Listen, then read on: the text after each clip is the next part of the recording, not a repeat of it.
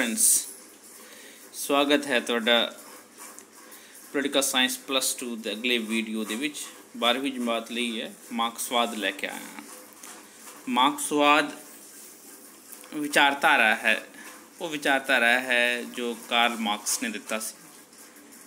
ਇਸ ਵੇਲੇ ਜੇ ਗੱਲ ਕਰੀਏ ਵਿਚਾਰਧਾਰਾਵਾਂ ਦੀ ਤੇ ਪ੍ਰਮੁੱਖ ਰੂਪ ਦੇ ਵਿੱਚ ਦੋ ਵਿਚਾਰਧਾਰਾਵਾਂ ਪੂਰੀ ਦੁਨੀਆ ਦੇ ਵਿੱਚ ਪ੍ਰਚਲਿਤ ਹੈ। ਇੱਕ ਉਦਾਰਵਾਦ ਹੈ ਜੋ ਕਿ ਪੂੰਜੀਵਾਦੀ प्राइवेट अर्थव्यवस्था ਦਾ समर्थन करती है, तो दूसरा है मार्क्सवाद जो कि समाजवादी है तो वैलफेयर समाजिक हितों के काम ਲਈ ਕਰਨ वाले विचारधारा ਨੂੰ समर्थन करती है। तो ਆਪਾਂ पढ़ते हैं अगे बढ़ते हैं मार्क्सवाद नाल।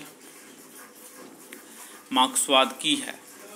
मार्क्सवाद प्रसिद्ध जर्मन विद्वान कार्ल मार्क्स के विचारां ते आधारित विचारधारा है। किस दे विचारधारा ते?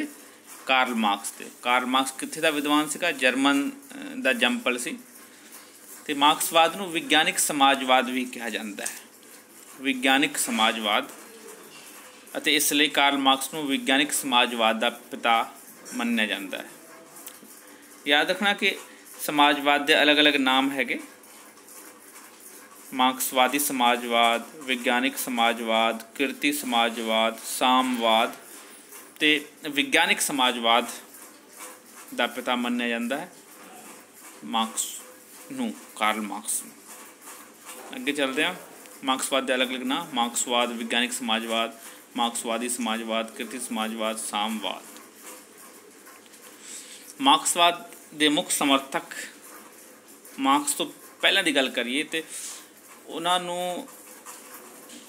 कल्पनावादी कहा गया है। तो कल्पनावादी समर्थक से जिमें कि प्लेटो जिहड़े अरिस्टोटल के गुरु से, उन्होंने भी मार्क्सिज्म और कम्यूनिज्म की थ्योरी दी सी, कम्यूनिज्म ऑफ वाइव्स की। तुहानूं इसनूं याद करने की लोड़ नहीं है, इदा कुछ नहीं पूछा जाएगा, पर कल्पनावादी समर्थक के नां दे विच्चों पूछा जा सकता है कि प्लेटो है, रॉबर्ट ओवन है, सेंट साइमन है, चार्लस फॉरियर है। ये कल्पनावादी समर्थक है। इन्हां विद्वानों ने कल्पना के आधार पर समाजवादी व्यवस्था कायम करने लई मार्क्स तो पहले अपने विचार दिते सन, पर इन्हां दे विचार कल्पना ते आधारित सन। मतलब सिर्फ विचारां ते हकीकत के रूप दे विच इन्हां दी विचारधारावां दी फंक्शनिंग नहीं हुई, कम नहीं होया, तो इसलिए इन्हों कल्पनावादी समाजवादी कहा जाता है। अगे आने अज दे जो मार्क्सवादी समर्थक है, मेन समर्थक जिहड़े है मार्क्स ते उसके बाद दे समर्थक। नंबर 1 कार्ल मार्क्स है, नंबर 2 उन्होंने फ्रेडरिक एंगल्स है, लेनिन है, स्टालिन है, प्लाखनोव है, ग्रामस्की है, जी लूकस, माओ जेतुंग ते डेंग जियाओपिंग। ये मुख्य समर्थक है। ये है मेन बाणी मार्क्स, कार्ल मार्क्स की पिक्चर तो उन्होंने फ्रेडरिक एंगल्स की या एंगल्स की पिक्चर, जिन्होंने दोनों ने इस विचारधारा को जन्म दिता और एंगल्स का पूरा सपोर्ट मिले मार्क्स नूं, कार्ल मार्क्स नूं। अगे बढ़ते हैं। मार्क्सवाद। मार्क्सवाद समाज दियां आर्थिक, समाजिक, राजनीतिक, धार्मिक स्थितियों का विज्ञानिक विश्लेषण है। कोई भी विचारधारा वो अपने समाजिक, राजनीतिक, आर्थिक, धार्मिक आदि स्थितियां जिहड़ियां होंदियां उस स्थितियां का, उस परिस्थितियां का मूल्यांकन करती है, तो फिर उसका तोड़ के रूप में अगे आती है। तो इसलिए मार्क्सवाद जिहड़ी है वो किस चीज़ का विश्लेषण करती है? आर्थिक, सामाजिक, राजनीतिक, धार्मिक स्थितियों का समाज के। अगे चलते हैं। 18वीं शताब्दी विच उद्योगिक क्रांति आई, जिस कारण यूरोप दियां शहरां दे बाहर अमीर, धनी, पेशावर, जमींदार वर्ग, ये सारे एको वर्ग ने। अमीर हो गया या धनी हो गया, पेशावर हो गया। पेशावर जिहड़े ट्रेडर्स सीगे बेसिकली, जमींदार वर्ग हो गए, द्वारा बहुत उद्योगां, फैक्ट्रियां लगाईयां गईयां सन। इन्हां उद्योगां 'च काम करन लई सस्ते मजदूर चाहिए सन, जो उन्होंने मिले भी, पर मजदूरों के सेहत का, काम के घंटिया का छुट्टियां दा, मनोरंजन दा, परिवारिक समय आदि का कोई ख्याल नहीं रखा गया। ना ही उन्होंने बच्चों की पढ़ाई का, उन्होंने बच्चों के अपब्रिंग का कुछ भी, सगों उन्होंने रज के शोषण किया गया। उद्योगिक क्रांति तो बाद पैदा हुई स्थितियों तो प्रभावित होकर जो भी सिचुएशन पैदा हुई, बड़ी माड़ी सिचुएशन सी। वो सवेर तो शाम तक काम करते थे, रात को बस दारू शराब पी के घरे जानवर वांग रहिंदे सीगे, उन्होंने बच्चों की कोई लाइफ नहीं सी। बहुत बीमारियां अलग अलग तरह दी पैदा होनियां शुरू हो गई, मानसिक रोग, शारीरिक रोग, ये सारिया चीज़ां होनियां शुरू हो गई और हिंसा भी लोगों च वध गया। ये सारी स्थितियों उद्योगिक क्रांति तो बाद ये स्थितियां पैदा हुई तो प्रभावित होकर कार्ल मार्क्स ने मजदूर अते काम्य वर्ग लई स्थिति की सुधारन लई समाजवाद दा सिद्धांत पेश किया। कार्ल मार्क्स ने पूंजीवादी अर्थव्यवस्था को खत्म करके एक राज रहित, वर्ग रहित समाज की स्थापना संबंधी अपने विचार पेश किए। कार्ल मार्क्स ने किस तरह के विचार कि जो पूंजीवादी अर्थव्यवस्था है जो कि शोषण कर रही है आम लोगों का, पूंजीवादी अर्थव्यवस्था में 10% लोगों के कोल पावर है तो 90% लोगों का शोषण होता है। उस शोषण को खत्म करने लई मार्क्स ने अपनी ये विचारधारा दी जिसनों के मार्क्सवाद कहा जाता है। मार्क्स ने एक राज रहित, वर्ग रहित समाज की स्थापना लई अपने विचार पेश किए जिस विच मजदूर वर्ग का शोषण नहीं होएगा। कार्ल मार्क्स ने न केवल वर्ग रहित ते राज रहित समाज संबंधी विचार ही पेश किए, सगों अजिहे समाज की स्थापना की विधि का वर्णन भी किया जिसनों अज सामवाद का नाम दिता गया, जिसनों अज सामवाद का नाम दिता गया है। तो ये सी इंट्रोडक्शन दे विच कार्ल मार्क्स का अंतिम उद्देश्य एक अजिहे समाज की स्थापना करना है जिस विच अमीर ते गरीब विच कोई फर्क नहीं रहेगा। हर व्यक्ति काम करेगा तो उसनों उसकी लोड़ां की पूर्ति अनुसार वेतन मिलेगा।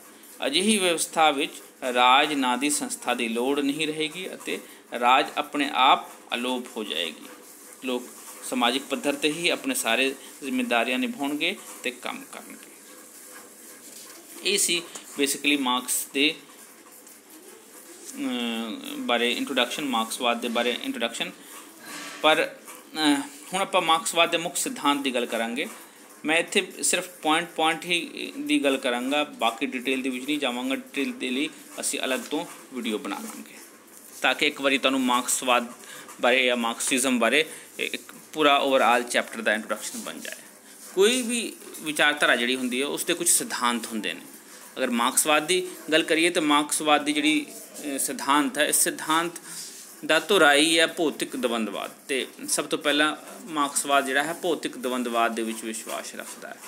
इस इन्हां दा कहना है कि पदार्थ ही एको एक हकीकत है अते सारे परिवर्तन लई जिम्मेदार है। ये बेसिकली मूल मंत्र है भौतिक द्वंदवाद विच विश्वास के सिद्धांत का की है कि पदार्थ ही एको एक हकीकत है तो बाकी सारे परिवर्तन जिन्ने भी हो रहे उहदे लई जिम्मेदार है।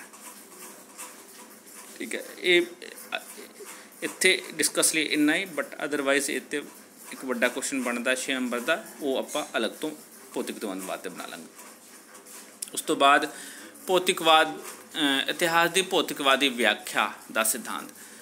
इस दे विच मेन चीज़ जो निकल के आंदा वो है कि समाज की जिहड़ी अर्थव्यवस्था है इतिहास के बहाव को निर्धारित करती है अते जिन्ने भी समाजिक ढांचे हैं आर्थिक ढांचे अनुसार ही बदलते हैं। यानी कि भौतिक यानी कि पदार्थ ही हर एक चीज़ लिए जिम्मेवार है। इतिहास की इसलिए इन्होंने भौतिकवादी व्यवस्था की कि किस तरीके नाल लोग पहले जंगलों च रहिंदे सी, फूड गैदरिंग करते थे, उस तो बाद फिर कृषि ते कब्जा होया, जमींदारी करन लग पे, उस तो बाद फिर फैक्ट्रियां, फिर अज का मॉडर्न समाज। तो देखिए कि पदार्थ ही इन्हां सारे बदलाव लई जिम्मेदार है। नंबर तीसरा पॉइंट है वादुमूल दा सिद्धांत। वादुमूल दा सिद्धांत कहता है कि भी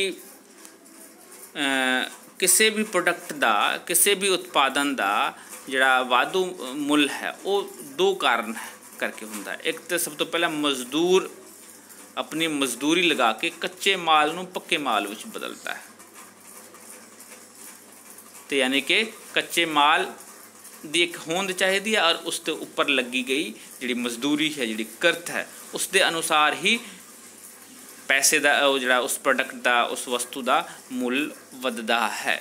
तो मार्क्स इत्थे कहता है कि जे कोई भी कच्चा माल है उसका मुੱਲ उदों तक नहीं ਵਧੇਗਾ ਜਦੋਂ तक उत्ते किरत नहीं होएगी, ਜਦੋਂ तक उत्ते ਕੰਮ नहीं होएगा। इसलिए ਜਿਹੜਾ ਵਾਧੂ ਮੁੱਲ ਮਿਲਦਾ ਹੈ ਕਿਸੇ ਪ੍ਰੋਡਕਟ ਲਈ ਉਹਦੇ ਲਈ फ़ायदा ਲੇਬਰ ਨੂੰ ਮਜ਼ਦੂਰ ਨੂੰ ਮਿਲਣਾ ਚਾਹੀਦਾ ਹੈ। ਉਸ ਤੋਂ ਬਾਅਦ ਹੈ अगला पॉइंट है, इतने भी आप डिटेल च एक लैसन बना लाँगे, वर्ग संघर्ष का सिद्धांत। वर्ग संघर्ष मार्क्स कहता है कि भी शुरू तो ही समाज जो बनया है लोगों के विच आपस के संघर्ष रहा है और इसनों उन्होंने मार्क्स ने वर्ग संघर्ष का गल दर्जा दिता है। पहले जमाने जिहड़े सीगे वो लुटेरे ते लुटे जाण संघर्ष सी, फिर अमीर गरीब का संघर्ष होया, फिर शासक मतलब जिहड़ा राजा ते प्रजा विच संघर्ष, मालिक ते नौकर दे विच संघर्ष, ते अज दे ज़माने विच पूंजीपति अते मजदूर दे विच संघर्ष।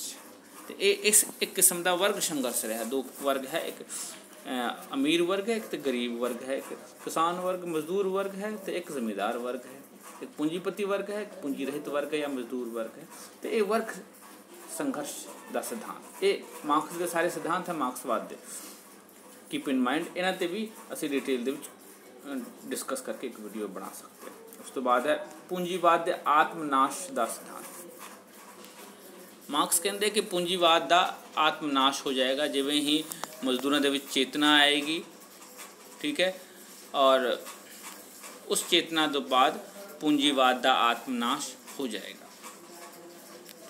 दुनिया के विच छोटे पूंजीपति वड्डे पूंजीपति है, छोटे पूंजीपति नूं वड्डे पूंजीपति ख़त्म करी जा रहे हैं। फिर एक समय आएगा सिर्फ मजदूर तो वड्डे पूंजीपति रहेंगे, फिर मजदूर जिहड़ा है इनकलाब करनगे तो पूंजीपति दे सारे चीज़ों ते कब्जा करके उसनू पूरे समाज लई रख देंगे दे देंगे और ते उस समय सब चीज़ केंद्रित हो जाएगी और फिर हौली हौली पूंजीवाद का आत्मनाश हो जाएगा। ये इतने भी आप डिस्कस कर सकते हैं डिटेल से, बट तुहाडे लई फिलहाल इन्ना ही बहुत है। राज के अलोप होने विच विश्वास का सिद्धांत। मार्क्सवाद राज के खत्म होने विच विश्वास रखता है।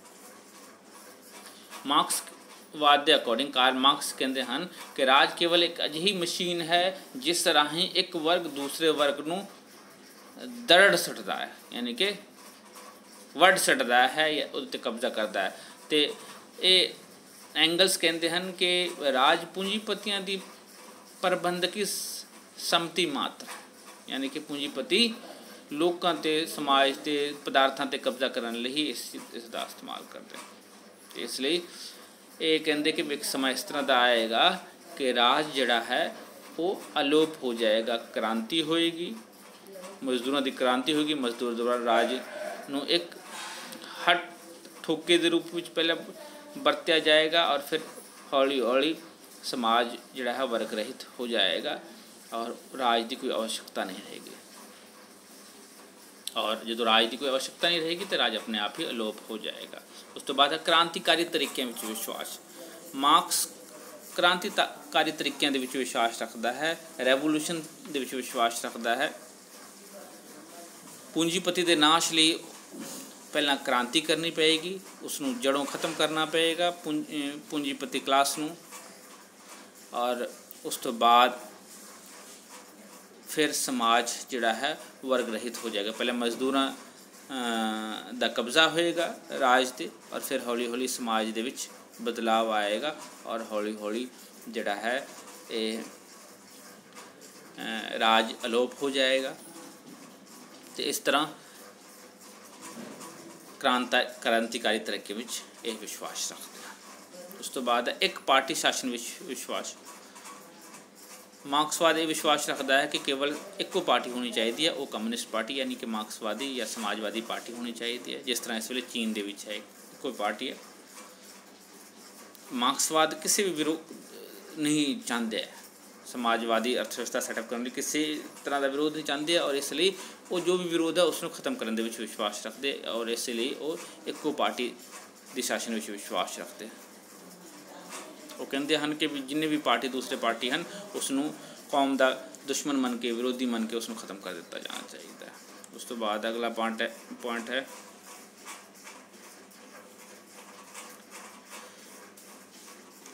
ਧਰਮ ਇੱਕ ਪਾਰਟੀ ਸ਼ਾਸਨ ਵਿੱਚ ਵਿਸ਼ਵਾਸ ਹੋ ਗਿਆ, ਉਸ ਧਰਮ ਦੇ ਵਿਰੋਧ ਦਾ ਸਿਧਾਂਤ। ਮਾਰਕਸਵਾਦ ਹਰ ਤਰ੍ਹਾਂ ਦੇ ਧਰਮ ਦਾ ਵਿਰੋਧ ਕਰਦਾ ਹੈ, ਸਿਰਫ ਇਹ ਮੰਨਦੇ ਹੈ ਕਿ ਵੀ ਜੋ ਵੀ ਬਦਲਾਅ ਹੁੰਦਾ ਹੈ ਉਹ ਹੈ ਪਦਾਰਥ ਕਰਕੇ। ਧਰਮ ਨੂੰ ਅਫੀਮ ਮੰਨਦੇ ਹਨ ਔਰ ਜਿਸ ਨੂੰ ਖਾ ਕੇ ਵਿਅਕਤੀ ਸੁੱਤੇ ਰਹਿੰਦਾ ਹੈ, ਨਸ਼ੇ 'ਚ ਰਹਿੰਦਾ ਹੈ। ਇਸ ਲਈ ਮਾਰਕਸਵਾਦ ਧਰਮ ਦੇ ਪ੍ਰਚਾਰ 'ਤੇ ਪਾਬੰਦ ਲਗਾਉਣ ਦੇ ਹੱਕ ਦੇ ਵਿੱਚ ਹੈ ਅਤੇ ਉਸ ਦਾ ਵਿਰੋਧ ਕਰਦੇ। ਉਸ ਤੋਂ ਬਾਅਦ ਮਜ਼ਦੂਰ ਵਰਗ ਦੇ ਤਾਨਾਸ਼ਾਹੀ ਦਾ ਸਿਧਾਂਤ। ਮਾਰਕਸ ਕਹਿੰਦੇ ਹਨ ਕਿ ਵੀ ਇੱਕ ਵਾਰੀ ਜਦੋਂ ਕ੍ਰਾਂਤੀ ਹੋਏਗੀ ਉਸ ਤੋਂ ਬਾਅਦ ਮਜ਼ਦੂਰ ਵਰਗ ਦਾ ਤਾਨਾਸ਼ਾਹ ਹੋਣਾ ਚਾਹੀਦਾ। ਇਹ ਆਰਜੀ ਵਿਵਸਥਾ ਹੋਏਗੀ, ਉਸ ਤੋਂ ਬਾਅਦ ਹੌਲੀ ਹੌਲੀ ਪੂੰਜੀਵਾਦ ਦੇ ਦੁਨਾਸ ਹੋ ਜਾਏਗਾ, ਸੱਤਾ ਪੂਰੀ ਤਰੀਕੇ ਨਾਲ ਸਭ ਦੇ ਵਿੱਚ ਆ ਜਾਏਗਾ ਅਤੇ ਸੱਤਾ 'ਤੇ ਪੂਰੀ ਤਰ੍ਹਾਂ ਮਜ਼ਦੂਰਾਂ ਦਾ ਅਧਿਕਾਰ ਸਥਾਪਿਤ ਹੋ ਜਾਏਗਾ ਅਤੇ ਇਸ ਤਰ੍ਹਾਂ ਮਜ਼ਦੂਰ ਵਰਗ ਦੀ ਤਾਨਾਸ਼ਾਹੀ ਹੋ ਜਾਏਗੀ। ਫਿਰ ਉਸ ਤੋਂ ਬਾਅਦ ਅਲੱਗ ਹੈ, ਉਸ ਤੋਂ ਬਾਅਦ ਹੈ ਬੇਗਾਨਗੀ ਦਾ ਸਿਧਾਂਤ। ਬੇਗਾਨਗੀ ਦਾ ਸਿਧਾਂਤ ਕਹਿੰਦਾ ਹੈ ਕਿ ਜੋ ਵੀ ਹੈ, ਜੋ ਵੀ ਸਾਡੇ ਕੋਲ ਪ੍ਰੋਡਕਟ ਹੈ ਉਹ ਜਿਹੜਾ ਸਾਡੇ ਕੋਲ ਐਜ਼ ਏ ਟਰਸਟੀ ਆਇਆ ਹੈ ਅਤੇ ਅਸੀਂ ਉਸ ਪ੍ਰੋਡਕਟ ਦਾ ਸ਼ੋਸ਼ਣ ਨਹੀਂ ਕਰਨਾ, ਉਸਨੂੰ ਉਸ ਉਚਿਤ ਤਰੀਕੇ ਦਾ ਇਸਤੇਮਾਲ ਕਰਨਾ ਤਾਂ ਕਿ ਅਸੀਂ ਉਸਨੂੰ ਆਉਣ ਵਾਲੇ ਜਨਰੇਸ਼ਨ ਲਈ ਰੱਖ ਸਕੀਏ। ਮਾਰਕਸਵਾਦ ਅਨੁਸਾਰ ਨਿੱਜੀ ਸੰਪਤੀ ਦੀ ਲਾਲਸਾ ਪੂੰਜੀਪਤੀ ਨੂੰ ਬੇਗਾਨਾ ਬਣਾ ਦਿੰਦੀ ਹੈ ਅਤੇ ਆਰਥਿਕ ਲਾਭ ਕਮਾਉਣ ਦੀ ਦੌੜ ਵਿੱਚ ਠੀਕ ਹੈ ਉਹ ਮਿਲਾਵਟ ਕਰਦੇ ਆ ਔਰ ਉਸ ਤੋਂ ਬਾਅਦ ਚੋਰੀ ਕਰਦੇ ਆ ਹੈ, ਇਸ ਤਰੀਕੇ ਨਾਲ ਕਾਲੇ ਧੰਦੇ ਕਰਦੇ ਹਨ ਅਤੇ ਇਸ ਲਈ ਬੇਗਾਨਗੀ ਦਾ ਸਿਧਾਂਤ ਅਪਣਾ ਕੇ ਚੱਲਣਾ ਚਾਹੀਦਾ ਹੈ। ਅਤੇ ਉਸ ਤੋਂ ਬਾਅਦ ਨਿੱਜੀ ਖੇਤਰ ਦੇ ਵਿਰੋਧ ਦਾ ਸਿਧਾਂਤ। ਮਾਰਕਸਵਾਦ ਨਿੱਜੀ ਖੇਤਰ ਦਾ ਵਿਰੋਧ ਕਰਦਾ ਹੈ। ਸਭ ਚੀਜ਼ ਦੀ ਜਿਹੜੀ ਹੈ ਮਲਕੀਅਤ ਹੈ ਉਹ ਸਮੂਹਿਕ ਰੂਪ ਵਿੱਚ ਹੋਣੀ ਚਾਹੀਦੀ ਹੈ ਔਰ ਸਾਰੇ ਲੋਕ ਕੰਮ ਕਰਨਗੇ ਔਰ ਉਹਨਾਂ ਨੂੰ ਜ਼ਰੂਰਤ ਦੇ ਮੁਤਾਬਕ ਉਸ ਦਾ ਫਲ ਦਿੱਤਾ ਜਾਏਗਾ। ਉਸ ਤੋਂ ਬਾਅਦ ਵਰਗ ਰਹਿਤ ਅਤੇ ਰਾਜ ਰਹਿਤ ਸਮਾਜ ਦੀ ਸਥਾਪਨਾ ਕਰਦੇ ਆ। ਮਾਰਕਸ ਕਹਿੰਦੇ ਹਨ ਕਿ ਪਹਿਲਾਂ ਸਮਾਜਿਕ ਕ੍ਰਾਂਤੀ ਹੋਏਗੀ, ਉਸ ਤੋਂ ਬਾਅਦ ਉਸ ਦੇ ਵਿੱਚ ਮਜ਼ਦੂਰ ਵਰਗ ਦੀ ਤਾਨਾਸ਼ਾਹੀ ਹੋਏਗੀ ਔਰ ਉਸ ਤੋਂ ਬਾਅਦ ਵਰਗ ਰਹਿਤ ਅਤੇ ਰਾਜ ਰਹਿਤ ਸਮਾਜ ਦੀ ਸਥਾਪਨਾ ਹੋ ਜਾਏਗੀ। ਇਸ ਤੋਂ ਇਲਾਵਾ ਮਾਰਕਸ ਜਿਹੜਾ ਹੈ ਮਾਰਕਸਵਾਦ ਨੂੰ ਪੂਰੇ ਸੰਸਾਰ ਵਿੱਚ ਫੈਲਾਉਣ ਦੀ ਗੱਲ ਵੀ ਕਰਦੇ ਹੈ ਅਤੇ ਇਹ ਵੀ ਇੱਕ ਸਿਧਾਂਤ ਦਾ ਪੁਆਇੰਟ ਹੈ ਕਿ ਸਾਰੀ ਦੁਨੀਆ ਵਿੱਚ ਇਸ ਨੂੰ ਫੈਲਾਇਆ ਜਾਏਗਾ ਤਾਂ ਜਾ ਕੇ ਕਿਤੇ ਸਾਰੀ ਦੁਨੀਆ ਦੇ ਵਿੱਚ ਇਕਸਾਰਤਾ ਆਏਗੀ, ਸ਼ਾਂਤੀ ਆਏਗੀ ਔਰ ਸਭ ਲੋਕਾਂ ਦੇ ਹੱਕ ਦੇ ਵਿੱਚ ਇਹ ਹੋਏਗਾ, ਕਿਉਂਕਿ ਅਦਰਵਾਈਜ਼ ਤੇ ਪੂੰਜੀਪਤੀ ਵਰਗ 5-7% ਤੋਂ 10% ਹੈਗੇ ਜਿਹੜੇ ਕਿ ਬਾਕੀਆਂ 'ਤੇ ਕੰਟਰੋਲ ਕਰਦੇ ਆ ਅਤੇ ਬਾਕੀਆਂ ਦੀ ਜ਼ਿੰਦਗੀ ਜਿਹੜੀ ਹੈ ਉਹ ਬਹੁਤ ਭੈੜੀ ਹੁੰਦੀ ਹੈ, ਉਹਨਾਂ ਕੋਲ ਨਾ ਫੈਸਿਲਿਟੀਜ਼ ਹੁੰਦੀ ਹੈ ਅਤੇ ਕੁਛ ਲੋਕ ਹੀ ਸਾਰੀ ਫੈਸਿਲਿਟੀਜ਼ ਦਾ ਆਨੰਦ ਮਾਣਦੇ ਹਨ। ਇਹ ਸੀ ਮਾਰਕਸਵਾਦ ਦੇ ਮੁੱਖ ਸਿਧਾਂਤ। ਅਤੇ ਇਹ ਫਿਲਹਾਲ ਤੁਸੀਂ ਪੁਆਇੰਟਸ ਤੁਸੀਂ ਯਾਦ ਕਰ ਲੈਣਾ ਅਤੇ ਇੱਕ ਲਾਈਨਰ ਇਸ ਦਾ ਯਾਦ ਕਰ ਲੈਣਾ। ਉਸ ਤੋਂ ਬਾਅਦ ਇਸ ਦੇ ਉੱਤੇ ਮੈਂ ਡਿਟੇਲ ਦੇ ਵਿੱਚ ਅਲੱਗ-ਅਲੱਗ ਪੁਆਇੰਟਾਂ 'ਤੇ ਜਿਹੜੇ ਮੇਨ ਪੁਆਇੰਟ ਹੈਗੇ ਵੀਡੀਓ ਬਣਾਵਾਂਗਾ ਤਾਂ ਕਿ ਤੁਹਾਨੂੰ ਇਸ ਨੂੰ ਹੋਰ ਸਮਝਣ ਦੇ ਵਿੱਚ ਆਸਾਨੀ ਹੋਵੇ। ਪਰ ਇੱਕ ਓਵਰਆਲ ਤੁਹਾਨੂੰ ਵਿਊ ਮੇਰੇ ਖਿਆਲ ਨਾਲ ਮਿਲ ਗਿਆ। ਇਸ ਦੇ ਬਾਰੇ ਜ਼ਰੂਰ ਤੁਸੀਂ ਕਮੈਂਟ ਕਰਨਾ। ਅਤੇ ਮਾਰਕਸਵਾਦ ਦੀ ਆਲੋਚਨਾ, ਅਗਰ ਮਾਰਕਸਵਾਦ ਦੀ ਆਲੋਚਨਾ ਦੀ ਗੱਲ ਕਰਦੇ ਹਾਂ ਤਾਂ ਆਪਾਂ ਦੇਖਦੇ ਹਾਂ ਕਿ ਮਾਰਕਸਵਾਦ ਜਿਹੜਾ ਹੈ ਸਭ ਤੋਂ ਪਹਿਲਾਂ ਭੌਤਿਕਵਾਦ ਦੀ ਵਿਆਖਿਆ ਕਰਦਾ ਹੈ ਇਤਿਹਾਸ ਦੀ, ਪਰ ਇਤਿਹਾਸਿਕ ਤੱਥਾਂ ਦੱਸਦੀਆਂ ਕਿ ਸਿਰਫ ਭੌਤਿਕ ਚੀਜ਼ ਹੀ, ਪਦਾਰਥ ਹੀ ਸਭ ਚੀਜ਼ਾਂ ਲਈ ਜ਼ਿੰਮੇਵਾਰ ਨਹੀਂ ਹੈ, ਹੋਰ ਵੀ ਫੈਕਟਰਸ ਹੈਗੇ, ਲੋਕਾਂ ਦੀਆਂ ਲਾਲਸਾ, ਸਮਾਜਿਕ ਫੈਕਟਰ ਹੈ, ਰਾਜਨੀਤਿਕ ਫੈਕਟਰ ਹੈ ਨਾ, ਭੂਗੋਲਿਕ ਫੈਕਟਰ ਹੈ, ਸਭ ਤੋਂ ਵੱਡਾ ਭੂਗੋਲਿਕ ਫੈਕਟਰ ਹੈ ਅਤੇ ਕਾਫੀ ਸਾਰੇ ਫੈਕਟਰਸ ਹੁੰਦੇ ਨੇ, ਮਤਲਬ ਦਿਮਾਗੀ ਹੈ, ਮਨੋਵਿਗਿਆਨਿਕ ਫੈਕਟਰਸ ਹੈਗੇ ਅਤੇ ਉਹ ਇਸ ਤਰੀਕੇ ਨਾਲ ਅਸੀਂ ਦੇਖਦੇ ਹਾਂ ਕਿ ਮਾਰਕਸ ਜਿਹੜਾ ਹੈ ਭੌਤਿਕਵਾਦ ਦੀ ਇੱਕ ਇਤਿਹਾਸ ਦੀ ਜਿਹੜੀ ਹੈ ਇੱਕ ਪੱਖੀ ਵਿਆਖਿਆ ਕਰਦੇ ਹਨ। ਉਸ ਤੋਂ ਬਾਅਦ ਇਤਿਹਾਸ ਕੇਵਲ ਵਰਗ ਸੰਘਰਸ਼ ਦੀ ਕਹਾਣੀ ਮਾਤਰ ਨਹੀਂ ਹੈ। ਦੂਸਰਾ ਪੁਆਇੰਟ ਜਿਸ ਬੇਸਿਸ 'ਤੇ ਮਾਰਕਸ ਦੀ ਆਲੋਚਨਾ ਹੋਈ ਹੈ, ਮਾਰਕਸ ਕਹਿੰਦੇ ਕਿ ਇਤਿਹਾਸ ਜਿਹੜੀ ਹੈ ਵਰਗ ਸੰਘਰਸ਼ ਦੀ ਕਹਾਣੀ ਹੈ, ਪਰ ਆਲੋਚਕਾਂ ਦਾ ਕਹਿਣਾ ਹੈ ਕਿ ਐਵੇਂ ਨਹੀਂ ਹੈ। ਬਹੁਤ ਸਾਰੇ ਸ਼ਾਸਕ ਅਜਿਹੇ ਹਨ ਜਿਨ੍ਹਾਂ ਨੇ ਆਪਣੀ ਤਾਕਤਾਂ ਦੀ ਕੁਵਰਤੋਂ ਨਾ ਕਰਕੇ ਸ਼ਾਂਤੀ ਵਿਵਸਥਾ ਕਾਇਮ ਕੀਤੀ ਹੈ। ਠੀਕ ਹੈ, ਅਤੇ ਇਸ ਚੀਜ਼ ਨੂੰ ਵੀ ਮੰਨਣਾ ਪਏਗਾ। ਰਾਜ ਇੱਕ ਬੁਰਾਈ ਨਹੀਂ ਹੈ, ਰਾਜ ਸਗੋਂ ਕਾਫੀ ਸਾਰੇ ਬੁਰਾਈਆਂ ਨੂੰ ਕੰਟਰੋਲ ਕਰਦੀ ਹੈ ਅਤੇ ਸਮਾਜ ਦੇ ਵਿੱਚ ਇੱਕ ਅਨੁਸ਼ਾਸਨ ਲੈ ਕੇ ਆਉਂਦੀ ਹੈ। ਔਰ ਮਾਰਕਸ ਇਸ ਦੇ ਅਲੋਪ ਹੋ ਜਾਣ ਦੇ ਵਿੱਚ ਵੀ ਵਿਸ਼ਵਾਸ ਰੱਖਦੇ ਹਨ, ਜਦਕਿ ਅਜੇ ਤੱਕ ਈਵਨ ਮਾਰਕਸਵਾਦੀ ਕੰਟਰੀਆਂ 'ਚ ਹੋਇਆ ਨਹੀਂ, ਸਗੋਂ ਉੱਥੇ ਰਾਜ ਹੋਰ ਮਜ਼ਬੂਤ ਹੋਇਆ ਦਿਸਦਾ ਹੈ। ਵਾਧੂ ਮੁੱਲ ਦੇ ਸਿਧਾਂਤ ਵਿੱਚ ਪੂਰੀ ਸੱਚਾਈ ਦੀ ਗੱਲ ਕਰਦੇ ਹਾਂ ਅਤੇ ਦੋ ਪੱਖ ਹੈ, ਇੱਕ ਮਜ਼ਦੂਰ ਦੀ ਮਜ਼ਦੂਰੀ ਵਾਲਾ ਪੱਖ, ਉਹ ਜਿਸ ਕਰਕੇ ਜਿਹੜਾ ਹੈ ਪ੍ਰੋਡਕਟ ਇੱਕ ਤਿਆਰ ਮਾਲ ਦੇ ਰੂਪ, ਕੱਚਾ ਮਾਲ ਜਿਹੜਾ ਤਿਆਰ ਮਾਲ ਦੇ ਰੂਪ ਵਿੱਚ ਮਾਰਕੀਟ ਦੇ ਵਿੱਚ ਆਉਂਦਾ ਹੈ। ਪਰ ਜੇ ਕੱਚਾ ਮਾਲ ਵੀ ਨਾ ਹੋਵੇ, ਕੱਚੇ ਮਾਲ 'ਤੇ ਪੈਸੇ ਦਾ ਰਿਸਕ ਨਾ ਲੱਗਿਆ ਹੋਵੇ, ਤੇ ਸਿਰਫ ਮਜ਼ਦੂਰ ਹੀ ਕੀ ਕਰ ਲੇਗਾ। ਇਸ ਲਈ ਵਾਧੂ ਮੁੱਲ ਦੇ ਸਿਧਾਂਤ ਵਿੱਚ ਵੀ ਪੂਰੀ ਸੱਚਾਈ ਨਹੀਂ। ਕਾਰਲ ਮਾਰਕਸ ਦੀ ਭਵਿੱਖਬਾਣੀ ਗਲਤ ਨਿਕਲੀ।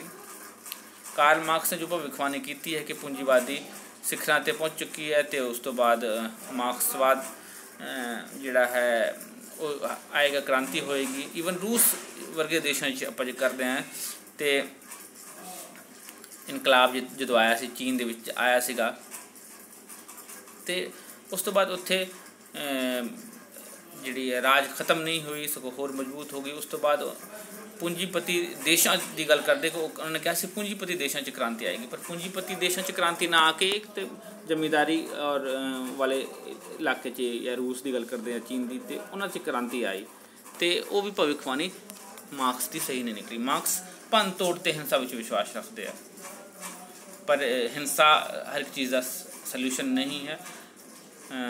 ਇੱਕ ਸ਼ਾਂਤੀਮਈ ਢੰਗ ਨਾਲ ਵੀ ਆਪਾਂ ਬਦਲਾਵ ਲਿਆ ਸਕਦੇ।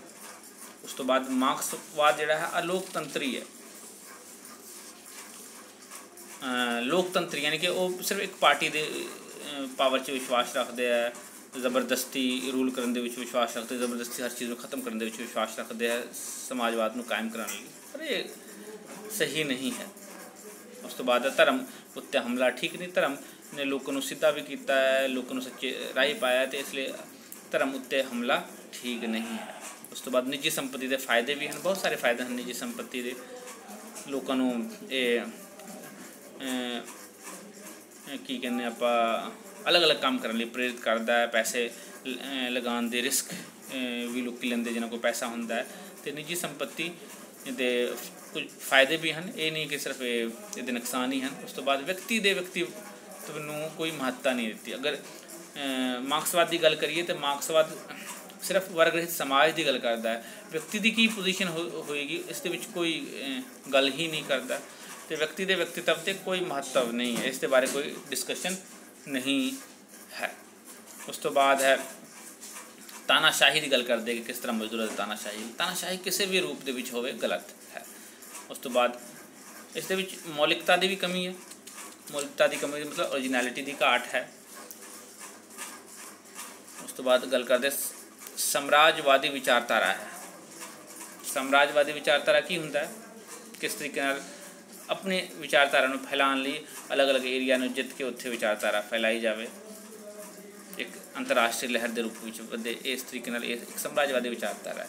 ਪਰ ਅੱਜ ਦਾ ਜਿਹੜਾ ਲੋਕਤੰਤਰੀ ਯੁੱਗ ਹੈ ਇਹ ਮੰਨਦਾ ਹੈ ਕਿ ਹਰ ਇੱਕ ਨੂੰ ਇੱਛਾ ਹੈ ਉਹ ਆਪਣੇ ਹਿਸਾਬ ਨਾਲ ਆਪਣੇ ਵਿਚਾਰਾਂ ਨੂੰ ਮੰਨ ਸਕਦਾ ਹੈ, ਦੂਸਰੇ ਨੂੰ ਨੁਕਸਾਨ ਪਹੁੰਚਾਏ ਬਗੈਰ, ਤਾਂ ਜਾ ਕੇ ਗੱਲ ਬਣਦੀ ਹੈ। ਮਜ਼ਦੂਰ ਪੂੰਜੀਪਤੀ ਸਮਾਜ ਵਿੱਚ ਖੁਸ਼ ਹੋ ਸਕਦੇ ਹਨ। ਅੱਜ ਦੀ ਗੱਲ ਕਰੀਏ ਤਾਂ ਆਪਾਂ ਦੇਖਿਆ ਇੰਗਲੈਂਡ, ਅਮਰੀਕਾ, ਯੂਰਪ ਦੇ ਦੇਸ਼ਾਂ ਵਿੱਚ ਮਜ਼ਦੂਰਾਂ ਦੀ ਖੁਸ਼ਹਾਲੀ ਕਾਫੀ ਜ਼ਿਆਦਾ ਹੈ, ਉਹ ਬੜੇ ਖੁਸ਼ ਨੇ ਆਪਣੇ ਅਰਥ ਵਿਵਸਥਾ ਨਾਲ, ਅਤੇ ਇਸ ਤਰੀਕੇ ਨਾਲ ਅਸੀਂ ਦੇਖਦੇ ਹਾਂ ਕਿ ਵੀ ਸਾਰੀ ਆਲੋਚਨਾ ਜੋ ਮਾਰਕਸ ਨੇ ਕੀਤੀ ਉਹ ਸਹੀ ਵੀ ਨਹੀਂ ਹੈ।